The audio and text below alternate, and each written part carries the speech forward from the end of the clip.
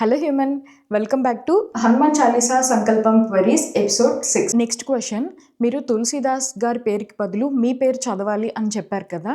So మన పేరు ఎప్పుడు చదవాలి అని అడుగుతున్నారు. తులసీదాస్ గారి పేరుకి బదులు మన పేరు చదివేది 40వ చౌపాయిలో ఉంటుందండి. అంటే మీరు చదివే హనుమాన్ చాలీసాలో ఆల్మోస్ట్ లాస్ట్ వెర్స్ అన్నమాట. తులసీదాస్ సదా హరిచేరా అని ఉంటుంది. అక్కడ సపోజ్ నా పేరు సుధా కాబట్టి సుధా సదా హరిచేరా అని చదవాలన్నమాట. మీరు చదివే 11 టైమ్స్ కూడా ప్రతిరోజు ఇలానే చదవాలి.